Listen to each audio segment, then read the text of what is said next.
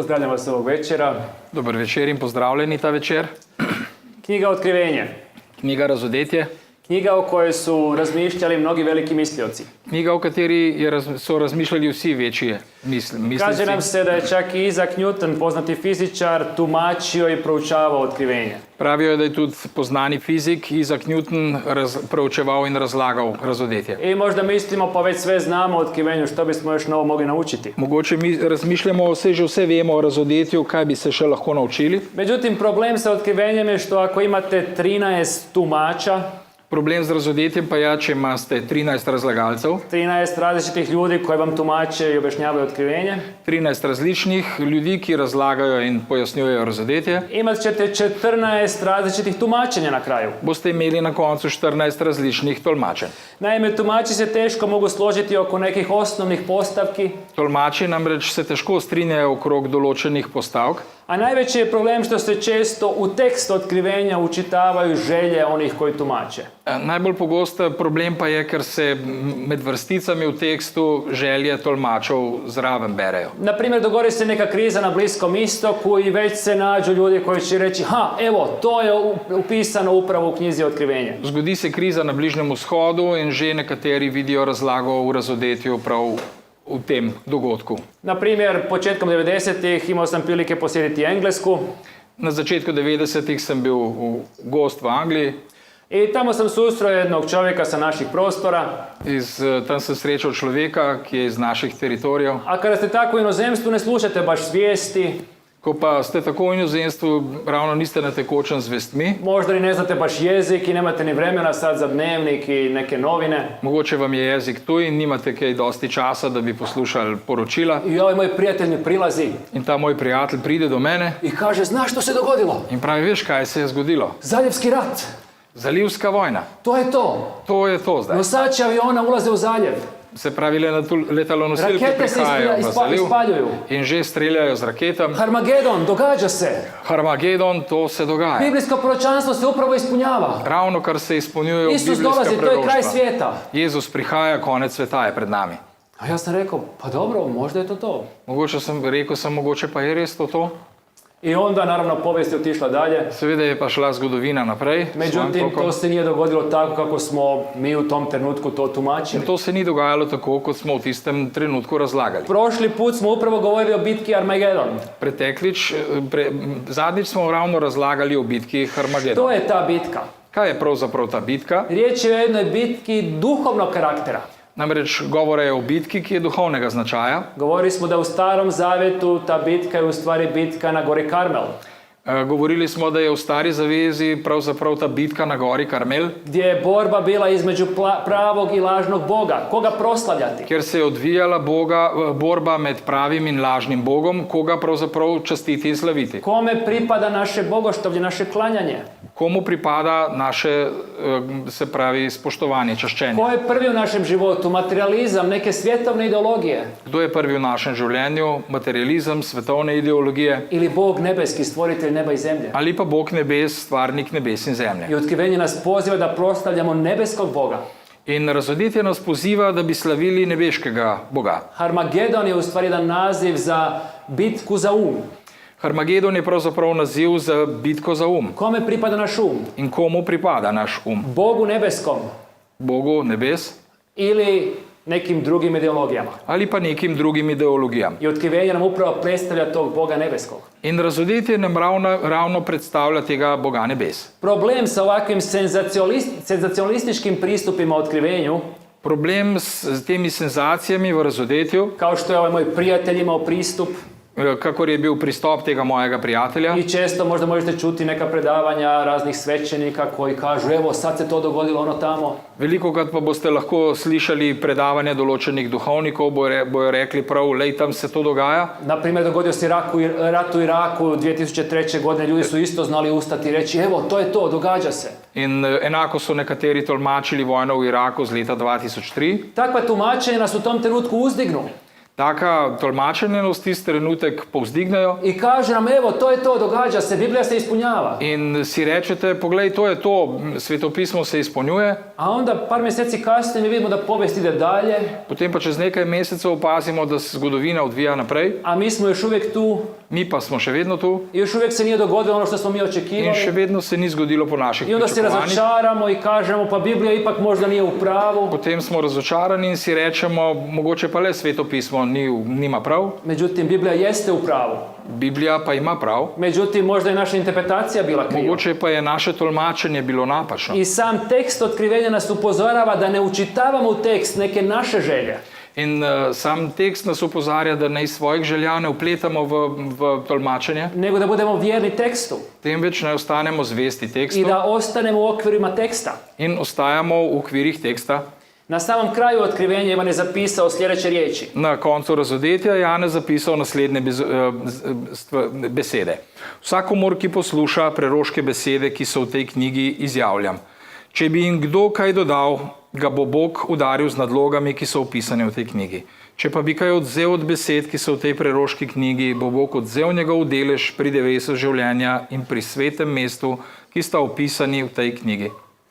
Otkrivenje nas poziva da budemo pažljivi sa tumačenjem ove knjige. Razodetje nas opozarja tukaj, naj bomo previdni pri tolmačenju te Da knjige. ne dodajemo ovoj knjizi. Da ničesar ne dodamo, Naravno, niti da ne oduzimamo. seveda, da tudi nečesa ne odzamemo. Što onda učiniti? Možda najbolje niti ne studirati ovu knjigu, staviti na stranu. Kaj potem storiti? Najbolj, da te knjige sploh ne proučujemo, da je postavimo nekamo na stran. Rješenje jeste ostati u okvirima teksta. Rešitev pa je v tem, da ostanemo v okviru napisanega. Onoga što imamo, dakle, u tekstu otkrivenja. Tisto, kar se nahaja v tekstu razodetja. Problem sa ovakvim modernim tumačima jeste što oni iskaču iz okvira teksta. Težava s temi sodobnimi tolmači je, ker skačejo ven iz samega okvira teksta I pokušavaju onda neke moderne događaje ubaciti u tekst, ugurati u tekst. in potem poskušajo nekako prav uriniti sodobne dogodke v ta tekst. Međutim, otkrivenje ima puno širu poruku.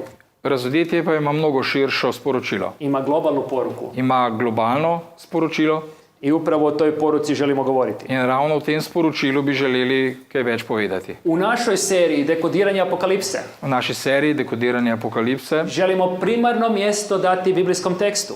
želimo prvo mesto dati svetopisanskemu tekstu, Želimo Bibliji dopustiti da nam kaže o čemu je ovdje u stvari riječ. želimo pustiti Svetemu pismu, da nam razloži zakaj se A gre. ne želimo unutra učitavati neke naše ideje i neke naše želje. Nimamo pa želje ničesar svojega dodati temu, kar piše. Ono što je bitno jeste biti sposoban prebaciti se u Ivanovo vrijeme. Tisto, kar je pomembno, je to, da se prestavimo v Janezov čas. Dakle, otići 2000 godina unatrag Tako da smo sposobni oditi 2000 let nazaj i razumjeti njegovu poruku iz njegove perspektive in razumeti njegovo sporočilo iz njegove perspektive. i iz perspektive originalnih slušatelja. In tudi iz perspektive originalnih poslušalcev. Razumjeti njegov jezik, Razumeti njegov jezik, razumjeti njegove simbole. njegove simbole. I tada ćemo razumjeti i poruku koju Ivan ima za nas. Takrat pa bomo razumeli tudi sporočilo, ki ga ima Janez za nas. Ono što smo rekli prošli tjedan jeste da Ivan ne može drugačije nego pisati jezikom svoje kulture. Tisto, kar smo zadnjič poudarili, je to, da Janez ne more pisati drugače kot z jezikom svoje kulture. Jezikom sa kojim je odrastao. Z jezikom, s katerim je odrastel, On koristi rječnik i simbole koji su njemu poznati. uporablja besednjak in simbole, kateri so mu poznani. I Ivanov osnovni cilj jeste tim jezikom i tim simbolima ohrabriti vjernike. In njegov osnovni cilj je ohrabriti vernike točno s tem jezikom in simboli. Dakle, ako želimo da nam otkrivenje bude na blagoslov, Torej, če želimo, da nam je razodetje v blagoslov, onda moramo se udubiti u tekst potem se moramo poglobiti v tekst i razumjeti otkrivenje iz Ivanove perspektive. in razumeti razodetje iz Janezove perspektive. A njegova perspektiva jeste perspektiva Starog Zavjeta. Njegova perspektiva pa je ta iz Stare zaveze. Ivan je bio Židov Janez je bil namreč Žid, koji je duboko ukorijenjen u jeziku i simbolici Starog Zavjeta. ki je globoko ukorenjen v jeziku in dogodkih Stare I zaveze. on koristi taj jezik Starog Zavjeta. In on uporablja prav ta jezik Stare zaveze, Jezik velikih Božjih djela u prošlosti. jezik velikih božjih del iz preteklosti, Kako bi nam prenio poruku o budućnosti. tako da bi nam prenesel sporočilo o prihodnosti. I ono što smo rekli prošli tjedan na ovom mjestu jeste In tisto, kar smo poudarili v prejšnjem tednu, postoji metodologija za razumijevanje ove knjige. obstaja metodologija za razumevanje te I knjige. govorili smo o dva metodološka koraka. In govorili smo o dveh korakih. Na prvom mjestu prepoznavanje situacije prvobitnih primatelja. Na prvem mestu je prepoznavanje, se pravi, okoliščin prvotnih poslušalcev. Naime, koja je njihova situacija? Kakšna je bila njihova situacija? Riječ je o situaciji ugroženosti vjerskih sloboda. Govori se o situaciji, kjer je bila verska svoboda ogrožena. I rekli smo da apokalipse kao literarni žanr In rekli smo, da razodetje oziroma apokalipsa kot literarna zvrst upravo nastaju u takvim teškim povijesnim okolnostima.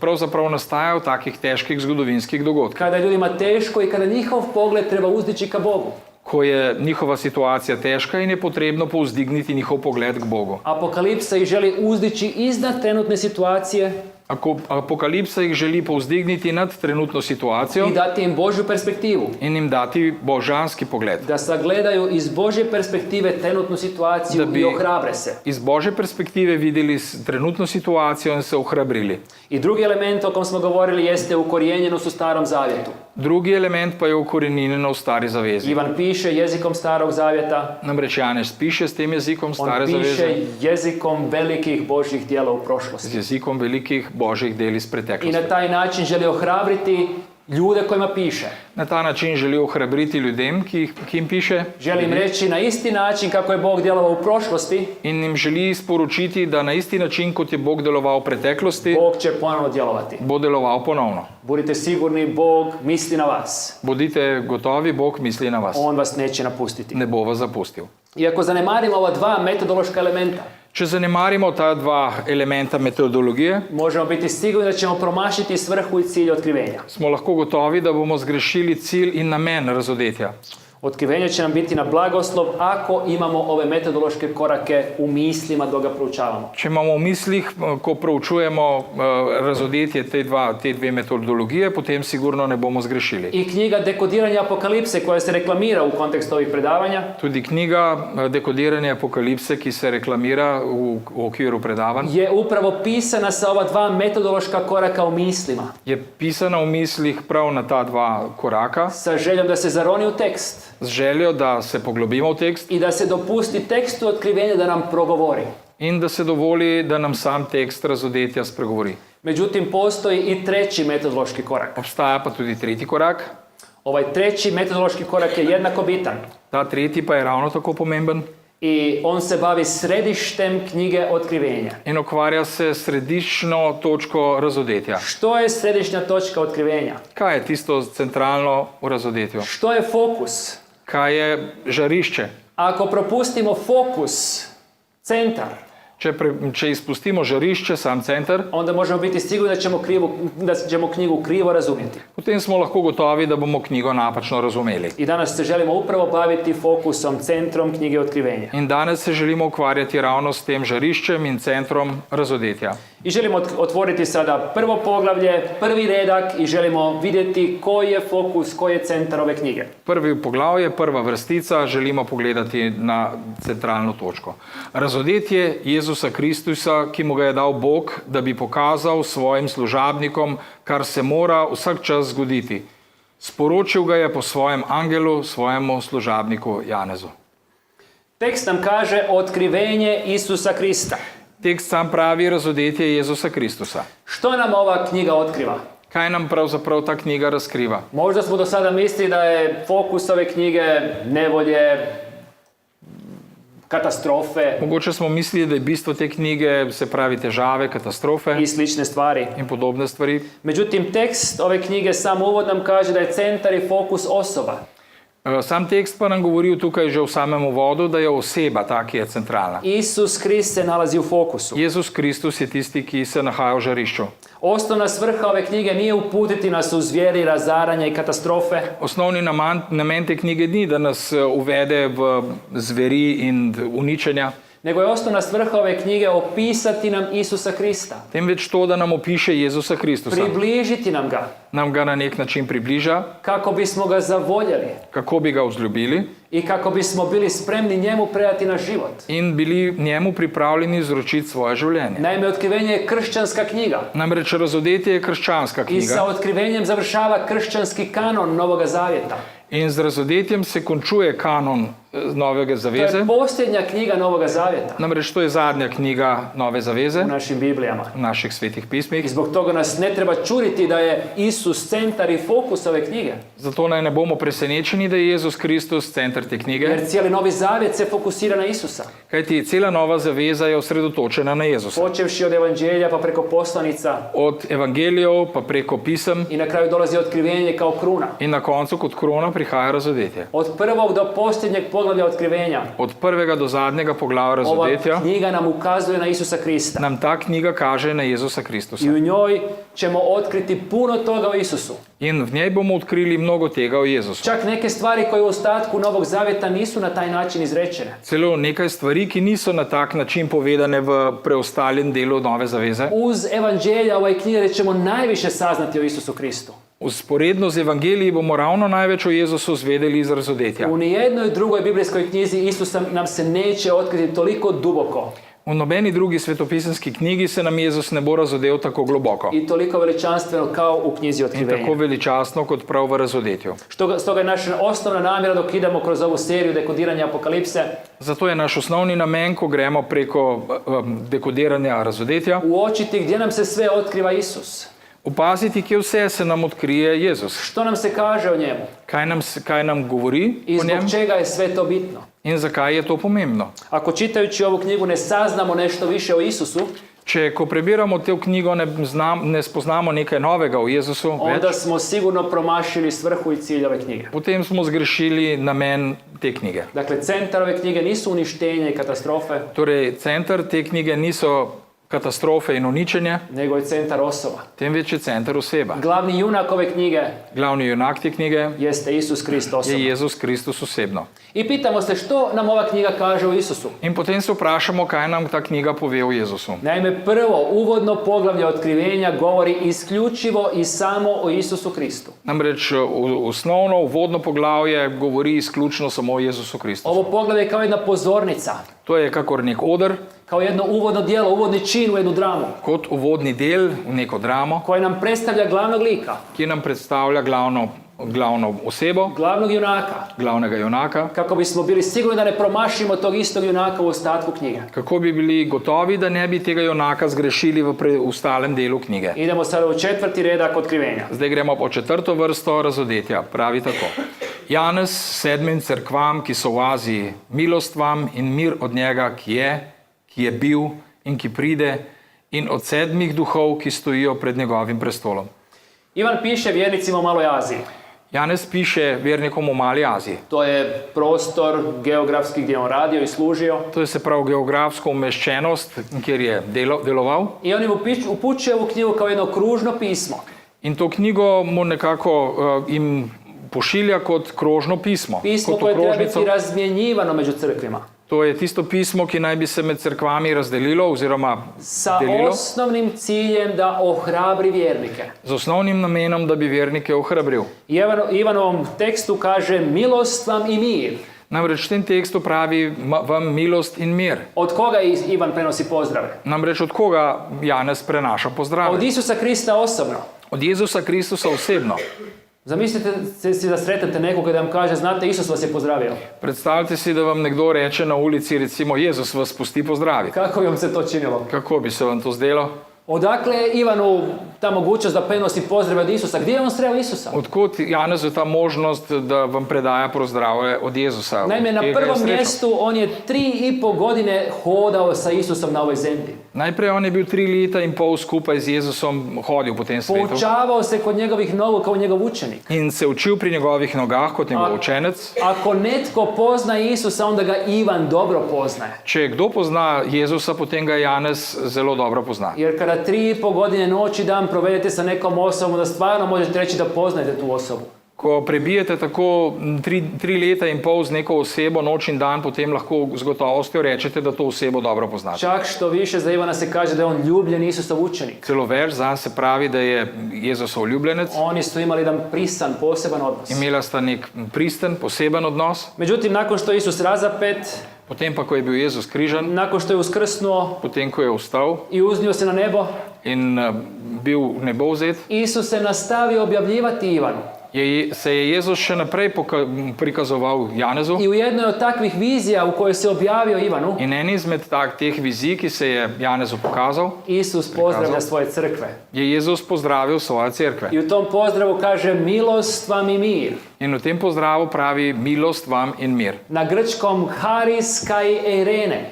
Na grškem kajs kairene. Haris je tipični pozdrav u grčkom svijetu. Karis je tipičen pozdrav v grškem svetu. Kao što kod nas kažete recimo dobar dan, tako oni kažu Pri haris. nas dobar dan, oni pravijo haris. Međutim, eirene Medtem pa irene je u stvari grčki izraz za mir. je grški izraz za mir. A Hebreji u stvari kažu šalom.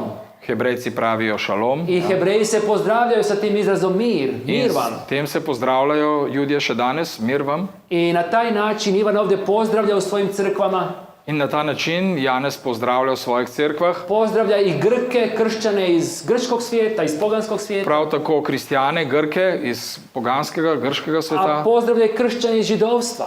Pozdravlja pa tudi kristjani, ki so se spreobrnili z judovstva. I jedni i drugi su dobrodošli. In oboji so I dobrodošli. za jedne i druge se Bog brine. Za oboje skrbi Bog. I jedne i druge Bog želi ohrabriti. In oboje želi Bog ohrabriti. Kako se Isus predstavlja u ovom uvodu? Kako se v tem uvodu predstavlja Jezus? Kaže ovdje ovaj tekst koji smo upravo čitali, Tekst, katerega smo brali, pravi: kaže pozdravi dolaze od onoga koji jest, koji bješe i koji će doći. pravi tako, pozdravi prihaja od tistega, ki je bil in ki bo, Što znači onaj ki ima koji priti. jest? Kaj pomeni to ta, ki je? Naime, u Ivanovom rječniku to nas podsjeća na rječnik Staroga Zavjeta. V Janezovem besednjaku nas to spominja na starozavezni besednjak, Na Jahvu Staroga Zavjeta. na Jahveta, stare zaveze, Boga koji se Mojsiju u grmu koji gori i ne sagoriva objavio Boga, ki se je v gorečem grmu na gori prikazal i koji je Mojsiju rekao ja sam onaj koji jesam. in kateri je rekel Mojzesu: jaz sem, ki sem. I onda u povijest Izraela taj koji jeste, taj moćni Bog. In ta mogočni, močni Bog, ki ga Izrael pozna, On izvodi svoj narod, Izrael, iz egipatskog ropstva. on vodi iz egiptovske sužnosti svoje ljudstvo, On je prisutan pri izlasku. je prisoten pri izhodu, On je prisutan u jednom stupu od oblaka i vodi svoj narod, Izrael. prisoten je v stebru in vodi svoje ljudstvo, On je prisutan tako što im daje hranu. prisoten je tako, da jim daje hrano, U pustinji gdje nema hrane, on im daje manu koju su svakodnevno jeli. v puščavi, kjer ni hrane, jim daje mano vsakodnevno. On je prisutan kroz cijelu starozavjetnu povijest Izraela. Skozi celotno starozavezno zgodovino Izraela je prisoten. On je Jahve, on je onaj koji jest. On je Jahve, to je ta, ki je. I na isti takav način Isus se ovdje objavlja Ivanu. In na tak isti način se Jezus tukaj razodeva Janezu. Kaže u stvari ja sam taj Jahve Staroga Zavjeta. In pravzaprav mu govori: jaz sem ta Jahve iz stare zaveze. Ja sam onaj koji jesam. Jaz sem tisti, ki sem. Ja sam prisutan ovdje u povijesti, u vašoj povijesti. Jaz sem tukaj prisoten v vaši zgodovini. Ja vas želim hrabriti, ja vas želim usmjeravati, želim vam Želim vas pomagati. hrabriti, želim vas usmerjati in vam pomagati. I to je ohrabrenje kršćanima u Maloj Aziji. In to je ohrabritev kristjanom v Mali Aziji. Zatim nadalje sljedeći naziv je onaj koji bijaše. Potem naslednji izraz, tisti, ki je bil. Što bi to označavalo onaj koji je bio? Kaj naj bi označeval ta izraz, tisti, ki je bil? To ponovno označava Boga Starog Zavjeta koji je bio prisutan tu u povijesti. To ponovno označuje Boga stare zaveze, ki je bil prisoten v zgodovini. Međutim, to ide i puno dalje i dolazi do stvaranja. Gre pa tudi mnogo dlje, prihaja do stvarjenja. Bog Gre do Starog stvarjenja. Zavjeta koji je stvorio čovjeka, Namreč Bog stare zaveze, ki je stvarnik človeka, koji je bio tu u povijesti. ki je bil tukaj že v zgodovini. Taj Bog se objavljuje ovdje Ivanu. Ta Bog se tukaj, objavlja Ivanu Janezu. Onaj koji jest i onaj koji bješe. Tisti, ki je in ki je bil. Međutim, ima i treća oznaka za njega. Obstaja pa tudi tretja oznaka A za ta treća istega. oznaka kaže onaj koji dolazi.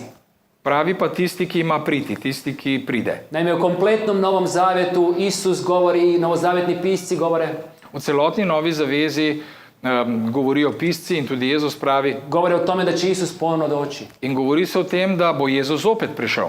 i da će prekinuti povijest ovoga svijeta. in da bo končal zgodovino tega I sveta da će one koji su mu vjerni, one koji se nalaze na njegovoj strani, in da bo tiste, ki so mu zvesti in so na njegovi strani, povesti sa sobom u vječnost. odpeljal s seboj v večnost. I to je ohrabrenje za potlačene vjernike u Maloj Aziji. In to je ohrabritev za stiskanje vernike v Mali Aziji. One koji će doći. Tisti, ki ima priti, ki bo Oni ga prišel. iščekuju.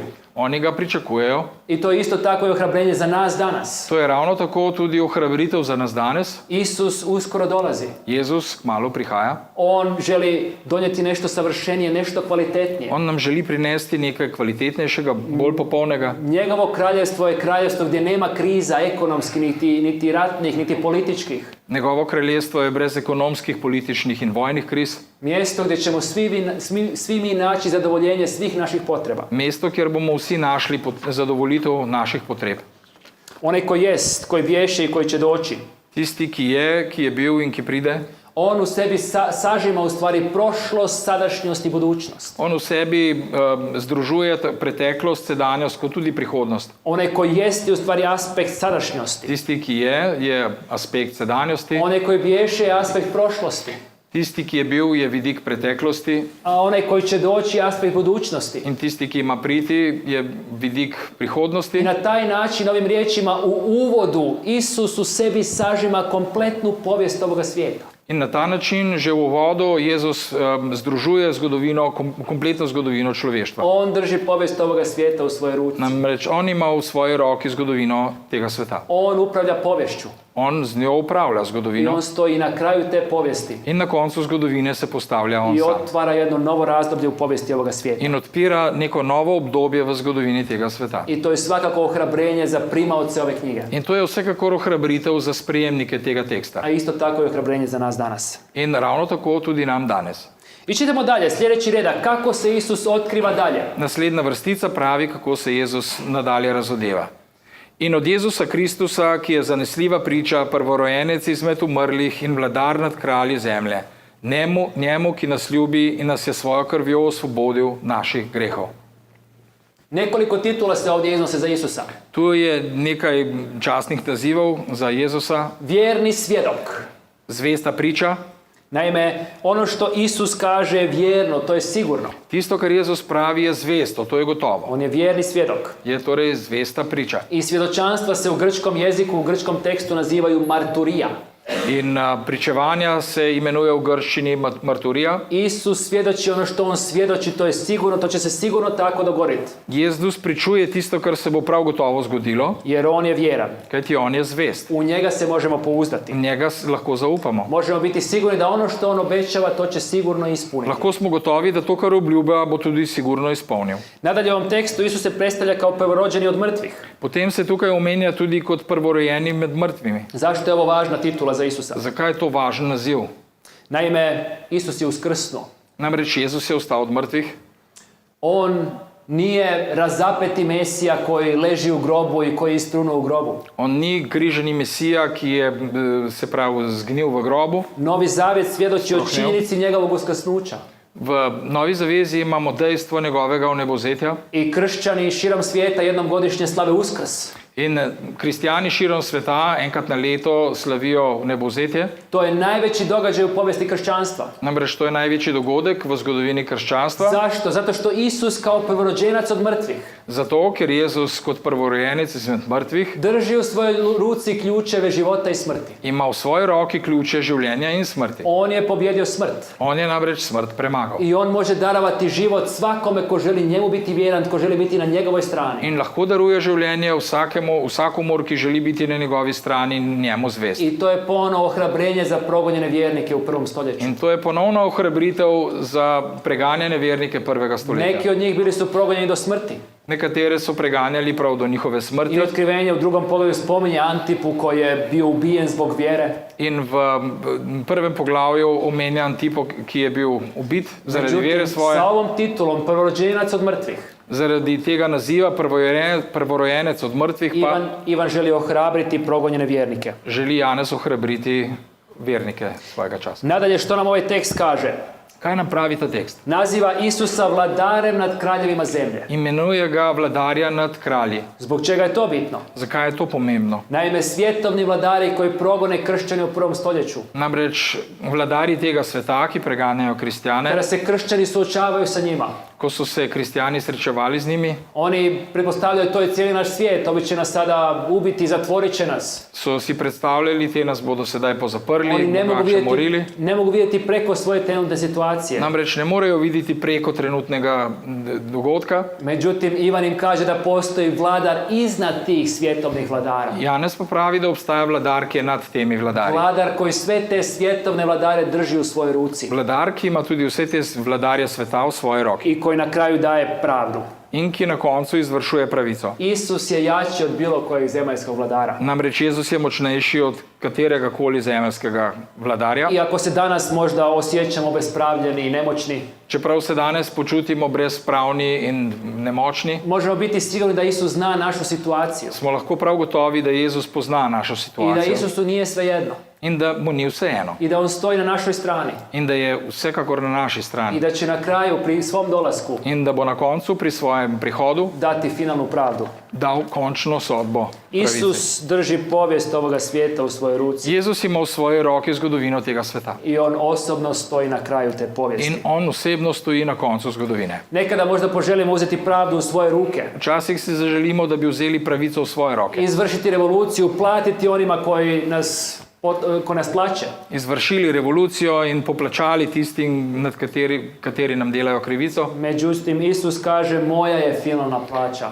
Jezus pa nam pravi, moje je dokončno in končno plačilo. Ostavite meni sud, Prepustite meni sodbo, a ja ću sigurno suditi pravedno. jaz pa bom prav gotovo sodil pravično. I ovaj opis Isusa Krista kroz koji smo upravo prošli In ta opis Jezusa, katerega smo ravno kar pregledali, ponovno sažima prošlost, sadašnjost i budućnost. vsebuje ravno tako sedanjost, se pravi preteklost, sedanjost in prihodnost. Naime, u sadašnjosti, Ivanovoj sadašnjosti, Isus je vjerni svjedok. V sedanjem času je Jezus zanesljiva priča, U njega se mogu pouzdati vjernici. v njega lahko verniki zaupajo. U prošlosti on je bio prvorođenac od mrtvih, V preteklosti je bil prvorojenec izmed umrlih, a u sadašnjosti i budućnosti on je vladar nad kraljevima zemlje. v sedanjosti in prihodnosti pa je tudi vladar nad vsemi kralji tega sveta. Isus sažima kompletnu povijest ovoga svijeta u sebi. Jezus združuje kompletno zgodovino tega sveta v svoji roki. I on drži povijest toga svijeta u svojoj ruci. In zgodovino tega sveta je prav tako v njegovi oblasti. I nakon ovog veličanstvenog opisa Isusa Krista, Po tem veličastnem opisu Jezusa, Ivan koji gleda tu viziju, Janez, ki gleda to vizijo, on ne može sakriti svoje oduševljenje. ne more skriti svojega navdušenja. Iz njega spontano proizlazi jedan hvalospjev. In iz njega spontano izhaja hvalospev. U grčkom jeziku to se zove doksologija, V grščini se to reče doksologija, proslavljanje Boga. to je slavljenje, čaščenje Boga. I pročitajmo ovo proslavljanje In poglejmo to čaščenje. od njemu. Ja. Njemu, ki nas ljubi in nas je svojo krvjo osvobodil naših grehov, ter napravil iz nas kraljestvo in duhovnike za svojega Boga in očeta, njemu slava in oblast na veke vekov. Njemu pripada slava i moć. Njemu pripada slava in oblast. Moč. Zašto mu pripada slava i moć? To kaže ovaj tekst. Zakaj mu pripada slava in oblast? Zato što je otkupio stanovnike ove zemlje. Ker je odkupil prebivalce tega sveta. Svojom krvlju, kaže ovaj tekst. Svojo krvjo, pravi tekst. Naime, kako je otkupio stanovnike zemlje? Kako je prebivalce tega sveta odkupil? Zašto je Na ovaj kakšen svijet način? uopće trebalo otkupljivati? Zakaj ga je bilo pravzaprav sploh treba odkupiti? Naime, na prvim stranicama Biblije u Starom Zavjetu nam se kaže Namreč na prvih straneh Stare zaveze nam pravi, Bog je stvorio prvi par Adama i Evu. da je Bog ustvaril prvi par, Adama Oni su in Evo, imali savršene okolnosti. ki sta imela popolne okoliščine. Međutim, odlučili su otići svojim putem. Odločila sta se pa oditi po svoji poti Okrenuti leđa Bogu. in obrniti hrbet Bogu. I svojim okretanjem leđa Bogu oni su se priklonili Sotoni.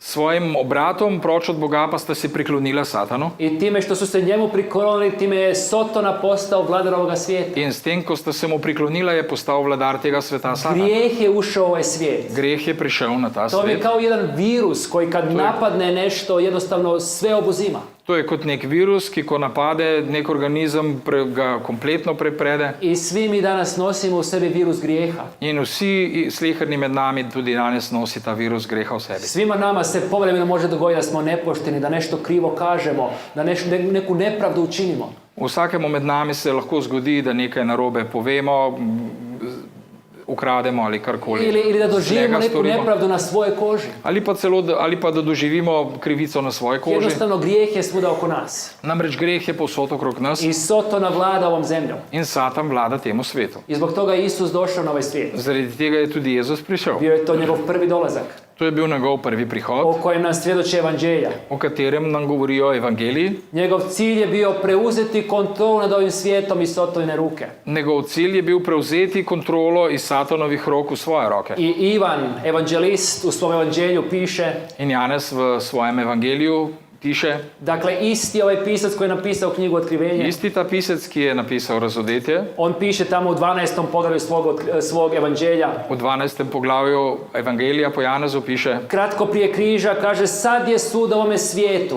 namreč malo pred križanjem pravi, sedaj je prišla sodba temu svetu, Sad će knez ovoga svijeta biti izbačen van. zdaj bo zavržen knez tega sveta. A tko je knez ovoga svijeta? Kdo pa je knez tega sveta? Vojvoda. Sotona, on To je ima Satan. kontrolu. On ima kontrolo. On nas je sve zarazio grijehom, On nas je vse okužil z grehom, a Isus on nas želi osloboditi. Jezus pa nas želi osvoboditi. I Soton je bio svjestan što mu se sprema. In Satan je bil na jasnem, kaj se mu pripravlja. I kada čitate izvještaj evanđelja, onda imate izvještaj o Kristovoj kušnji.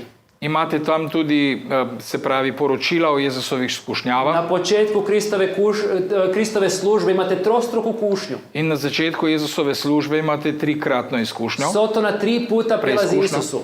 Ja, Satan trikrat prihaja k Jezusu I onda u posljednjoj kušnji Sotona kaže, in v poslednji skušnjavi mu pravi, ajde kad sve ovo već nije funkcioniralo, idemo probati sljedeće. se pravi, če že vse to ni imelo vpliva nanj, poskusimo še naslednje. Samo mi se pokloni. Jezus, samo prikloni se mi. I sva ova carstva, sve ovo što vidiš, cijeli ovaj svijet daću tebi. In vsa ta kraljestva, vse, kar vidiš, to ti poklanjam. Jer sve to pripada meni. Namreč vse to pripada meni. Kad su Adam i Eva sagriješili, sve je to pripalo Sotoni. Namreč, ko sta zgrešila Adam in Eva, je vse to pripadlo I Satanu. Sotona mu želi reći, postoji lakši put, ne moraš ti umrijeti. In Satan mu želi povedati, ne rabiš umreti, obstaja lažji Samo mi način. se pokloni, priznaj da sam ja vrhovni iznad svega. Samo prikloni se mi in priznaj, da sem jaz vrhovni vladar. I onda ti možeš imati kontrolu. Potem pa lahko imaš ti kontrolo Ti ćeš oblast. vladati ispod mene. Ti boš vladal pod menoj. Međutim, Isus shvaća da to nije rješenje. Jezus pa dojema, da to ni rešitev. Ovaj svijet će i dalje ostati u grijehu. Ta svet bo še vedno ostal v grehu I zbog toga se Isus odlučio na križ. in zaradi tega se Jezus odloči iti na križ. I Isus svojom smrću na križu. In svojo smrtjo na križu, Jer da bi se grijeh mogao anulirati, da bi se lahko greh izbrisal, mora se dogoditi smrt. se mora zgoditi smrt. Kada sam Bog umre, onda se to računa ljudima u pravdu. Ko sam Bog umre, potem se to uračuna ljudem kot pravičnost. I imamo izvještaj o evanđeljima. In v evangelijih imamo poročilo. Nakon Kristovog uskrsnuća Isus dolazi kod svojih učenika Po Jezusovem nebozetju prihaja k svojim učencem i kaže im sljedeće. in pravi sledeče. Dana mi je vsa oblast v nebesih in na zemlji. Isusu je dana sva vlast na nebu i na zemlji. Namreč Jezusu je dana vsa oblast na nebesih in na zemlji. Odakle mu ta vlast nakon uskrsnuća? Odkot pa mu ta oblast po nebovzetju? On nije imao vlast pri kušnji kada ga je Sotona kušao na početku njegove službe. Pri izkušnjavi na začetku njegove službe te oblasti še ni imel. Sotona tvrdi i kaže to sve pripada meni. Namreč Satan tam še trdi, da vse to pripada njemu. A Isus ne kaže nije istina, lažeš. Jezus pa mu ni rekel, ni res, lažeš. Isus nije odgovorio tako. Ni tako odgovoril. Međutim, nakon križa Isus tvrdi i kaže sva vlast je meni sada predana. Po križu pa Jezus trdi, da vsa oblast pripada sedaj njemu. Isus je sada vladar ovoga svijeta. Jezus je sedaj vladar tega sveta. I on sada drži povijest ovoga svijeta u svojoj ruci, on ima kontrolu. In sedaj drži zgodovino tega sveta v svoji roki, ima kontrolo, oblast. On iz ovoga svijeta grijeha može izbaviti ljude koji žele biti na njegovoj strani. In iz tega sveta greha lahko reši ljudi, ki želijo biti na njegovi strani. Naravno, one koji žele i dalje griješiti i dalje biti nemoralni, no će ostati na Sotonoj strani. Seveda tisti, ki želijo še naprej grešiti, ostati nemoralni, bodo še vedno na isti strani Satanovi. Međutim, Međutim, svi mi možemo biti na Božjoj strani. Vsi mi pa smo lahko na Božji strani. I kako bismo bili na Božjoj strani, dana nam je upravo ova knjiga. In da bi bili na Božji strani, nam je dana ta knjiga. Kako bismo saznali Božje namjere. Da bi lahko spoznali Božji Kako namen, bismo se poučili. da bi se I poučili. otkrivenje nam upravo govori o budućnosti. In razodetje nam govori pravzaprav o prihodnosti. Kako bismo se spremili za ono što dolazi. Da bi se pripravili za tisto, kar ima priti. I nastavljamo dalje sa tekstom otkrivenja. Naprej beremo iz razodetja. Idemo u 7. redak koji dalje nastavlja opisivati Isusa Krista. 7. vrsta nadalje opisuje Jezusa in pravi: Glej, prihaja z oblaki in videlo ga bo vsako oko, tudi tisti, ki so ga prebodli. In zaradi njega se bodo bili na prsi vsi narodi na zemlji. Ugledat će ga svako oko, kaže ovaj tekst. Vsako oko ga bo videlo, pravi ta tekst. Ovaj Isus koji je izvojevao toliku pobjedu, Ta Jezus, ki je izbojeval takšno zmago, koji je vratio kontrolu nad ovom zemljom, ki si je povrnil oblast nad svetom, on osobno je obećao da će ponovno doći na ovu zemlju on osebno je obljubil, da bo zopet prišel na ta svet i da će povesti one koji su na njegovoj strani sa sobom. in da bo odvedel tiste, ki so z njim s seboj. Još stari zavjet proriče Že stara zaveza prorokuje i upravo ovo što ovdje čitamo prihaja, odnosno dolazi na oblacima. in ravno to, kar tukaj beremo, da prihaja na To oblakih, je citat iz starog zavjeta iz knjige proroka Danijela. je to citat iz knjige preroka Koji Danijela nam želi reći stari zavjet govori već o tome. in nam želi povedati to, da že stara zaveza govori o tem istem dogodku. A onda ostatak ovog teksta je citat iz Mateja 24 iz Evanđelja. Preostali del pa je citat iz Matejevega evangelija, Gdje Isus osobno govori o tome da će doći kjer Jezus osebno govori o tem, da bo prišel i povesti one koji su mu vjerni sa sobom. in odvedel sebi zveste seboj. I ponovno to je ohrabrenje za potlačene vjerne u prvom stoljeću. In prav to je ohrabritev za tiste potrte vernike v prvem stoletju. Oni neće biti stalno potlačeni. Oni ne bodo stalno zatirani. Isus dolazi kako bi ih spasio i kako bi ih izbavio. Jezus prihaja, da bi jih odrešil in Njegova pobjeda na križu je stvarnost. njegova zmaga na križu je dejstvo. I nadalje ovaj uvod se kompletira sa 8. redkom In ta celoto sestavlja z 8. vrstico, gdje kaže sljedeće. ki pravi tako: Jaz sem alfa in omega, govori Gospod Bog, on, ki je bil in ki pride, vladar vsega. Ovdje Ivan prenosi Isusove riječi. Tukaj Janez prenaša Jezusove besede. Isus za sebe kaže ja sam alfa i omega. Jezus zase pravi, da je alfa in omega. To je prvo i posljednje slovo u grčkoj abecedi. To je pravzaprav prva in zadnja beseda v grški Isus abecedi. je početak i svršetak. Je torej začetek in konec On drži povijest ovoga svijeta u svojoj ruci. in v svoji roki ima zgodovino sveta. On je prvi i posljednji. Je prvi in zadnji. On u sebi sažima prošlost, sadašnjost i V budućnost. sebi vsebuje sedanjost, I Ivanu je preteklost to in toliko prihodnost. bitno da još jednom naglašava da je Isus onaj koji jest, koji bješe i koji će doći. Tako pomembno je to Janezu, da to še enkrat to poudarja. Ivan želi biti siguran da slučajno ne propustimo tu činjenicu. In želi biti gotov, da ne bi tega dejstva spregledali. I cijelo otkrivenje u stvari ima fokus u Isusu. In celotno razodetje ima pravzaprav žarišče v Jezusu. Isus je centar, Isus je glavni Jezus junak. je center in je glavni junak. On je onaj koji bješe, koji jest i koji će doći. Je tisti, ki je bil, ki je in ki bo prišel. I najzad Ivan završava sa izrazom svemogući. In na koncu pravi vsemogoči. Ovdje kaže vladar svega. Tukaj piše vladar vsega. U stvari iza toga nalazi se grčki izraz pantokrator. Namreč grška beseda, ki to označuje, je pantokrator. I taj izraz se sastoji od dva dijela. In ta izraz se pravi se nanaša na dve besedi. Pan i kratos. Se pravi pan in kratos. Kratos je u stvari izraz za silu, moć, vlast.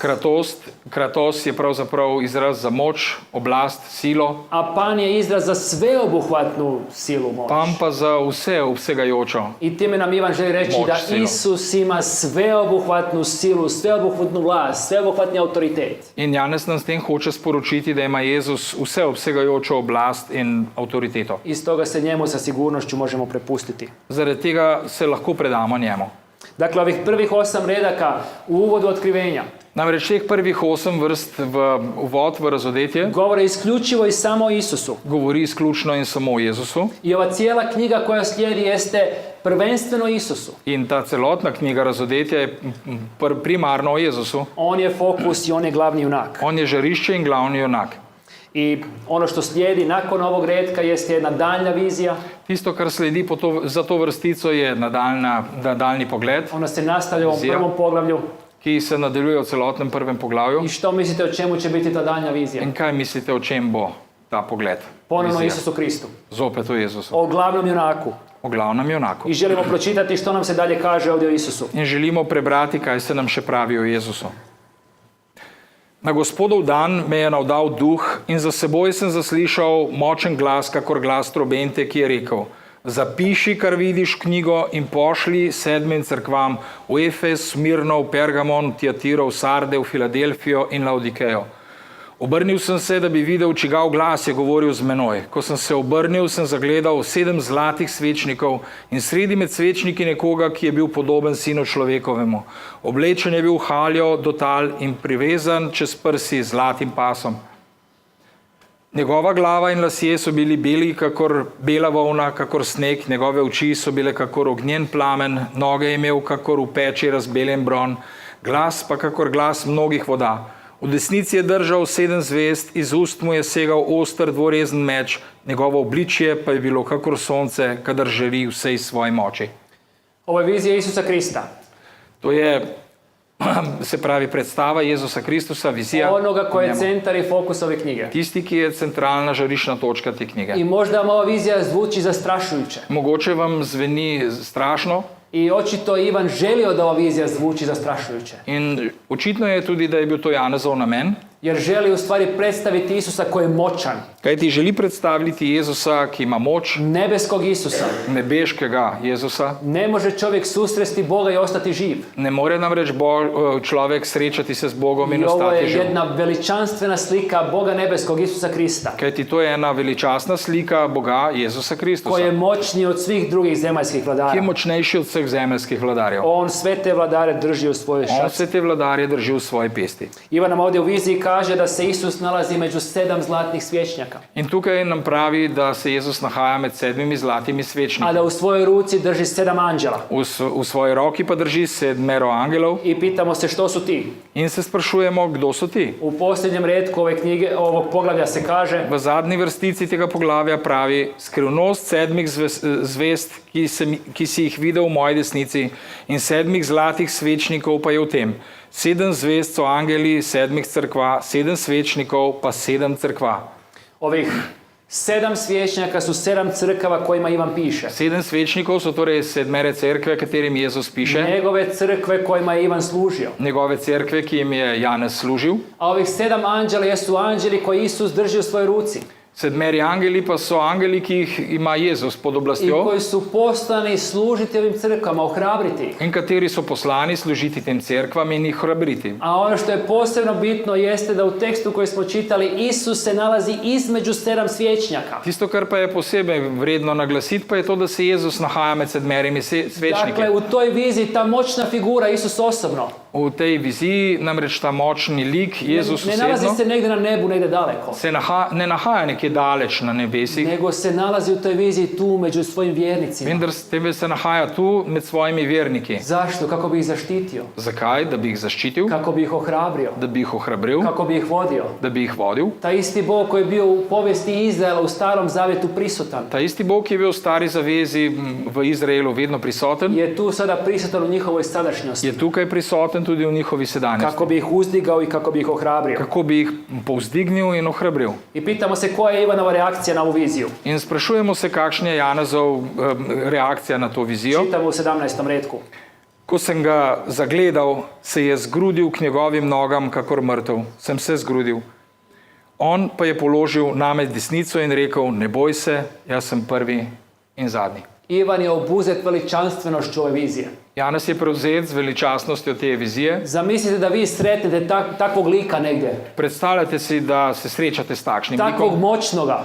s tako oblastjo, močjo. Kako biste vi izgledali? Kako bi bilo vas videti? Da li biste vi pali na svoja A bi koljena? tudi vi padli na svoja kolena? Da li bi vam donja vilica se otvorila? Ali bi se vam usta razprla? Da li biste se vi uplašili? Ali bi se prestrašili? Ivanu se dogodilo tako nešto. Janezu se je zgodilo nekaj takega. Međutim, ovaj Isus koji ga je susreo, Ta Jezus pa, ki ga je srečal, koga on inače poznaje, međutim ovakvog veličanstvenoga nikada ranije nije vidio. ki ga je sicer poznal, ampak ne v taki slavi, Uplašio se i taj Isus ga dotiče.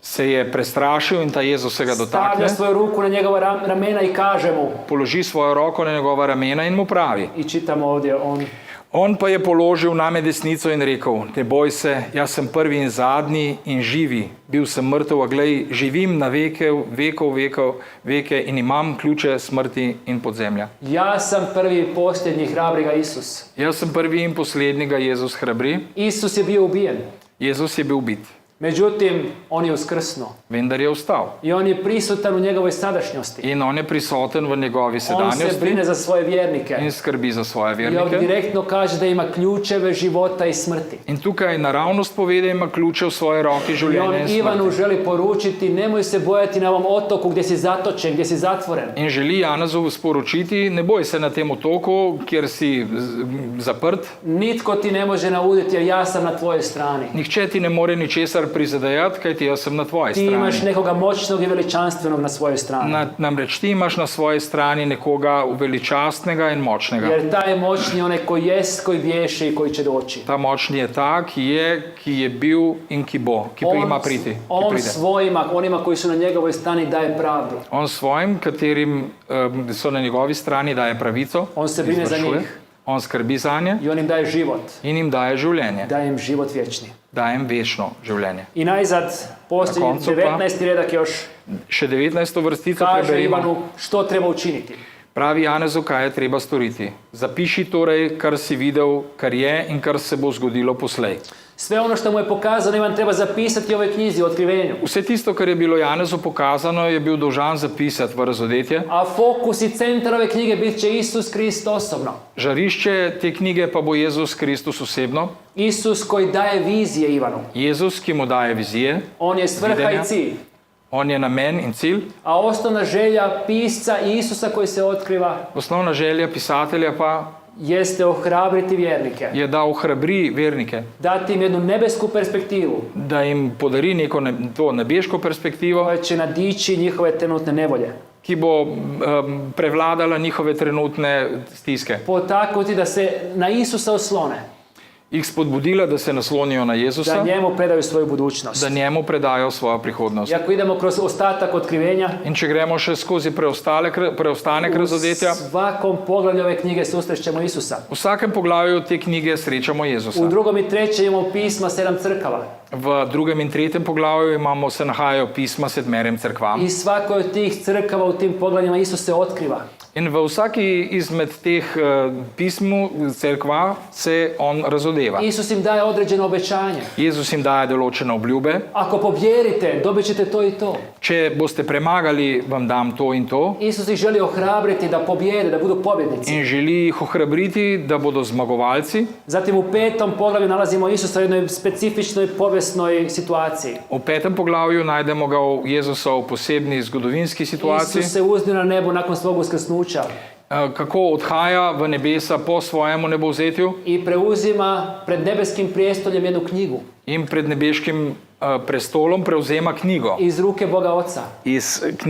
iz rok samega Boga Očeta. A ta knjiga predstavlja vlasništvo nad ovom zemljom. Ta knjiga pa predstavlja lastništvo nad tem svetom. On preuzima vlast, on je sada vladar. On prevzema oblast in postaja vladar, I zbog gospodar. toga što je preuzeo vlast, on sada može reći da nam je svaka vlast na nebu i na zemlji. In ker prevzema to vladarstvo iz očetovih rok, zato lahko izjavi, da je vladar in gospodar tega Ja sveta. određujem budućnost ovoga svijeta. Jaz določam prihodnost tega sveta. Nadalje u 6. poglavlju susrećemo ga ponovno V 6. poglavju ga zopet srečamo kao jednog jahača na bijelom konju kot jahača na belem konju, koji jaše kroz povijest kršćanstva, ki jaha skozi zgodovino človeštva, koji izlazi da bi ostvario mnoge pobjede. ki izhaja, da bi bil zmagovalec v mnogih bitkah. U tom jahanju on se brine za svoj narod, In med tem jezdenjem skrbi za svoje ljudstvo, brani svoj narod. brani svoje ljudstvo. I onda ga na kraju otkrivenja u 19. poglavlju ponovno susrećemo.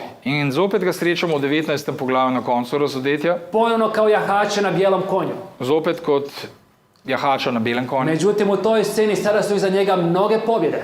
V tej sceni pa so za njim že mnoge zmage. Za njega se kaže da na svojoj glavi ima mnoge krune. Za njega pravi, da ima na svoji glavi mnoge krone, Iz mnogih pobjeda koje je izvojevao. namreč iz mnogih bitk, ki jih je izvojeval, I za njega se kaže da ima natpis na svome boku. in pravi, da ima napis na svojem boku. I taj natpis kaže kralj kraljeva i vladar svih vladara. In ta napis pravi kralj kraljev in gospodarjev gospod. I želimo kao posljednji tekst večeras pročitati ovaj tekst iz Otkrivenja 19. In kot poslednji tekst iz razodetja želimo prebrati iz 19. Koji poglavja, nam na kraju Otkrivenja govori o Isusu koji se nalazi na kraju povijesti ovoga svijeta. katere nam govori o Jezusu, ki se nahaja na koncu sveta.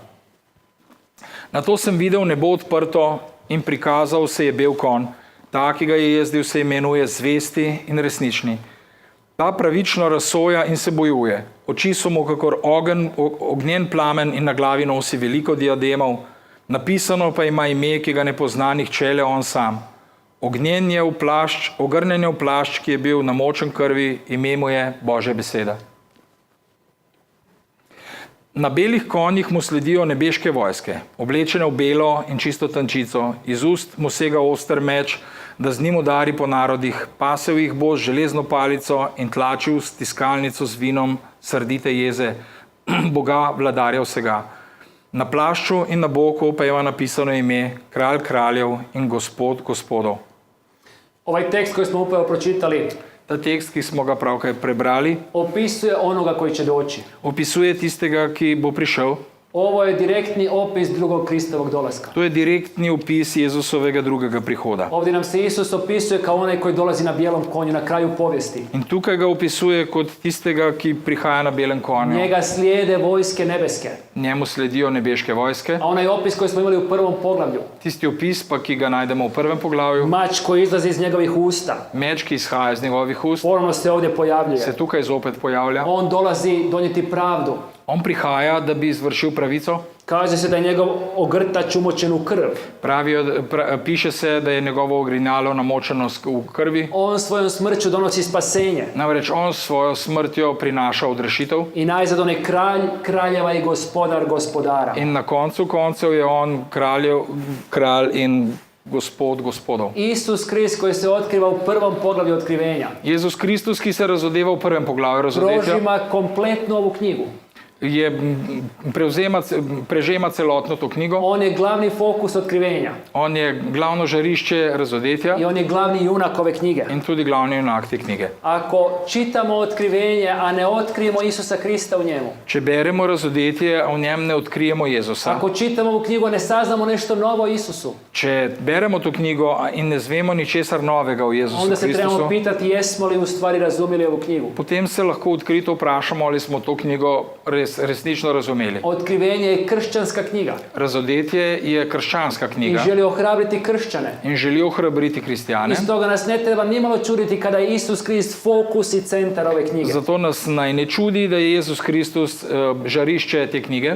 Ova knjiga nas želi upoznati još bolje sa Isusom. Namreč ta knjiga nas želi še boljše spoznati z Želi nam Jezusom pomoći da ga još bolje zavolimo in pomagati, da ga še bolj vzljubimo, i pomoći nam da predamo, da odlučimo, da donesemo odluku da predamo naš život in njemu. nas želi pozvati, da svoje življenje izročimo njemu v roke. Armagedon, posljednja velika bitka je bitka odluke. Harmagedon, poslednja bitka je bitka odločitve. Odluke na čijoj ćemo strani biti. Odločitve, na čigavi strani bomo. Isus nas poziva da budemo na njegovoj strani Jezus pa nas vabi, da naj bomo na njegovi u strani, završnim događajima ovoga v svijeta. končnih dogodkih tega sveta. I mnogi su tokom povijesti čitali i proučavali Otkrivenje. V zgodovini so mnogi proučevali in brali razodetje. Nažalost, mnogi nisu čitali ovu knjigu sa Isusom u centru, Isusom u fokusu. Nažalost pa mnogi ne z Jezusom, niso proučevali z Jezusom kot centralno žariščno točko te I spominjali knjige. smo njemački grad Münster, Kot smo omenili preteklič, nemško mesto Münster, 1534. godina. 1534. leta, Tamo se okupila grupa ljudi koji su proučavali Otkrivenje se je tam zbrala skupina ljudi, ki so bili zvesti proučevalci i koji su razodetja povjerovali da je njihov grad u stvari Novi Jeruzalem in začeli verjeti, da je pravzaprav njihovo mesto Novi i Jeruzalem da oni u njemu trebaju uspostaviti Božju vladavinu in da jim je dolžnost, da v njemu spostavijo Božjo vladavino. po cijenu mača. tudi za ceno meča. Ti ljudi nisu vidjeli Isusa u otkrivenju. Ti ljudje nikakor niso videli Jezusa v razodetju. Onoga koji je nada, onoga koji je budućnost. Tisti, ki je upanje in prihodnost. I dogodilo se veliko krvoproliće u ovom gradu. In zgodilo se je gromozansko krvoprolitje v tem mestu. Isto tako u američkom gradu Waco, Texas. Ravno tako v tistem ameriškem mestu Waco v Teksasu. 1993. godine 1993. leta grupa Davidijanaca je proučavala otkrivenje. je ravno tako skupina Davidijancev proučevala I njihov razodetje. vođa David Koreš ih je tako obučio Njihov vodja David Koreš pa jih je tako poučil, da su sa svojim proučavanjem otkrivenja izazvali čak i američku saveznu vladu. da so s svojim proučevanjem razodetja izvali celo ameriško zvezno vlado. Tenkovi su morali tamo doći kako bi napravili reda. Da bi nekako naredili red, so morali poklicati celo I tanke. kroz njihovo razumijevanje otkrivenja gotovo 100 ljudi je završilo fatalno. In skozi njihovo razumevanje razodetje je končalo smrtjo več kot 100 ljudi. Žrtvovano na nečijem oltaru razumijevanja otkrivenja. To je bila žrtev na nekogaršnjem oltarju razumevanja razodetja. Ivan ne želi da se tako nešto nama dogodi. In Janez ne želi, da se kaj takega zgodi nam. I neće nam se sigurno dogoditi ako ćemo uvijek imati Isusa kao fokus i Isusa u centru. In to se nam sigurno ne bo zgodilo, če imamo v žarišču Jezusa kot centralni Dok center te proučavamo ovu knjige. knjigu. Ko to knjigo proučujemo. Isus je onaj koji jest, Jezus namreč je ta, ki je, onaj koji je bio tisti, ki je bil i onaj koji uskoro dolazi. in ki skoraj pride. On sažima cijelu povijest ovoga svijeta u sebi On vsebuje kompletno zgodovino sveta v sebi. i on drži budućnost ovoga svijeta u svojoj ruci. Vsekakor ima v svoji roki prihodnost tega sveta. Sutra na ovom mjestu Jutri na tem mestu želimo govoriti o ratu u nebeskim sferama. želimo govoriti o vojni, ki se je dogajala v nebeških svodih, nebesih. Kako je sve to u stvari počelo? Kako se je pravzaprav vse to začelo? Kako je došlo do poremećenih odnosa u nebeskim sferama? Kako je prišlo v nebeških sferah do teh skaljenih odnosov? I u tom kontekstu govorit ćemo o lažnom trojstvu. In v tem kontekstu bomo govorili tudi o lažni trojici, O silama u ovom svijetu koji se nalaze na Sotojnoj strani. o silah tega sveta, ki se nahajajo na Satonovi strani. Silama koje nas žele odvući od Boga. Sile, ki imajo za nalogo, da nas odvlečejo proč od Boga, Koji nam žele prodati neko svoje evanđelje. ki nam želijo prodati nek svoj evangelij, Umjesto onoga što imamo u Bibliji. namesto tistega, ki se nahaja v Bibliji. Dakle, danas smo upoznali pozitivni lik, glavnog junaka, Danes smo spoznali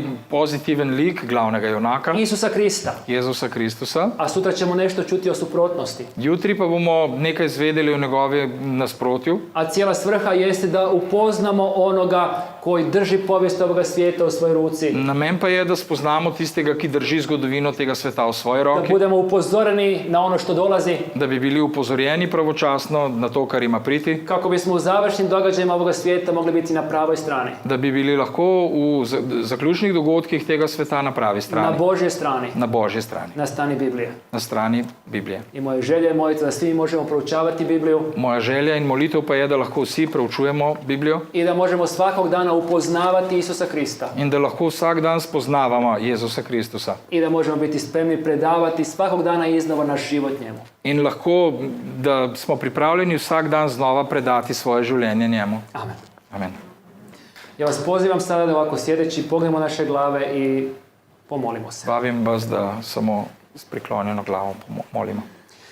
Dragi Oče naš nebeski, Dragi naš Oče nebeški, hvala ti za ovu mogućnost što možemo proučavati tvoju riječ. hvala ti za možnost, da lahko proučujemo tvojo besedo. Hvala ti za upozorenja koja nalazimo u Bibliji. Hvala za opozorila, ki jih najdemo v Bibliji. I hvala ti za otkrivenje In hvala ti za razodetje, koje nas upućuje na tebe ki nas usmerja na te i koje nas poziva da predamo naš život u tvoje ruke. in ki nas vabi, naj izročimo svoje življenje v tvoje Kako roke, bismo bili sigurni u završnim događajima ovoga svijeta. da bi bili lahko varni v zaključnih dogodkih tega sveta. Gospode, pomozi nam da svakog dana možemo naći vrijeme za Bibliju.